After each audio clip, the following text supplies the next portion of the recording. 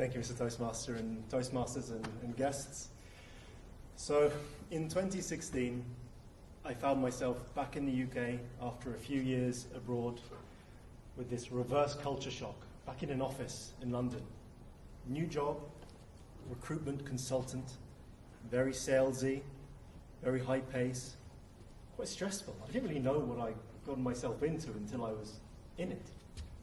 The important thing to carry away with this is that while I was in this job, the number one thing was to show to the immigration people that I was working in the UK, everything was stable because I was sponsoring my wife Alexandra to come join me. So this was a high risk goal. I was like, I got to get this, it has to work. It has to work. Everything is pinning on my success in this job. I had my training, I'd been introduced to everything, and today was a day when I was doing my fun task of cold calling all of these clients. I love it. I love cold calling. It's a lot. I hate it. It's a horrible thing to do. And so I have my list in front of me, and this is an open plan office, might I add. So to the right, I have my manager. He's just spent a whole week kind of showing me the ropes. To my left is the star consultant, who's just like, gift of the gab, silver tongue, lashing everywhere, amazing speaker. Over the cubicle, I just see the CEO's eyes, and he's working, but he's looking at me. He's looking at me. And then over his shoulder is the chairman of the company. He's like, okay, is this guy any good or what? So pressure's on, and I know that I've got to pick up the phone. My heart's beating. Pick up the phone. My palms are sweating. Pick up the phone. Starting to breathe heavily. Pick up the phone now. They're waiting to see this. And it just keeps building. I think, oh God, my wife, I've got to get my wife over here. I've got to pick up the phone. And I think, okay, this is what it is. This is the fight or flight. This is the adrenaline coursing through. When you get up to give a speech, you feel it. Fight or flight, pick up the phone. Fight or flight, pick up the phone. I flew away. I had to stand up out of my chair, and I was like, avoiding the gaze of everyone around there, just heading towards the exit and out the door, and pacing through the streets of London. Thinking, oh my God. I find a bench, I sit down, and I just hyperventilate for about 15 minutes. I realised what happened. A few days afterwards, after Googling what happened, what is this new sensation? It's a panic attack. Never had one before, and I feel great sympathy for anyone who's been through this also. I didn't know I was a panic attack guy, but it happened. Suck. My God, I felt like I had done a marathon, then 12 rounds with Mayweather. It was really, really impactful. Horrible thing. So through all my Googling, I saw that the YouTube algorithm had picked up on this. And it slid my way, this video, onto Plato. And I was like, okay, let me just click on this. What's the worst that can happen?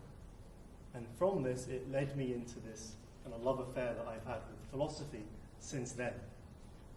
Plato, 2,500 years ago, in Athens, his main idea was think more and know yourself. What he meant to say was, know yourself. Be more aware of who you are, and thinking more is don't be led by your emotions left and right. He said that if you allow your emotions to control you, it's like wild horses dragging you along. How can you approach life if your emotions are dragging you all around like this? It's impossible. So try and think rationally and be controlled. And that was a very, very powerful thing for me to understand. Don't allow public opinion to sway you around. Don't get riled up through everything. That was my first piece of wisdom that I picked up from philosophy. And then the next thing was Marcus Aurelius, another great Stoic. So I love a bit of Marcus. Marcus said, focus on things you can control. And don't worry about things that are outside of your control. Don't be shouting at the television set. Okay, this sub went under over here. There's a typhoon over here. There's an economic crash over there. Okay, but what can I do about it? If your answer is, well, not much, then don't worry so much about it. You should focus on what you control yourself, what you have influence over, so that you can pursue your goals and stay fixed around. Maybe as you become more influential and important, you can control more things and focus on those. But if you're just starting out on a new journey, focus on those first things that you can control. And then the other guy who I really appreciate, another kind of old beardy guy, was Seneca. And if you know David Goggins, he's kind of on a little bit similar, not very similar. So Seneca said that you have to kind of go towards suffering. You know, the obstacle is the way. If something in life is difficult, challenging, it's going to cause you suffering, do it.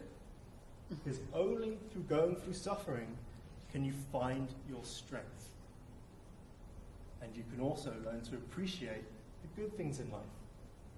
You will never really know yourself unless you go through that tough thing. Challenge yourself, grow. It's necessary, it has to happen. I keep on reading bits of philosophy and aspiring to take those lessons away with me. And I'm not there yet. There's still more to read. There's always more to read. But I find that I have really grown as a person and gained more control and composure by listening to this old wisdom. And I'm not knocking Goggins or Tony Robbins or Oprah or the church or all these things. People get inspiration from everywhere. But for me, it's tended to be these old Greek guys from years and years and years ago. And I really encourage anyone to explore down that avenue. You won't regret it. Thank you very much.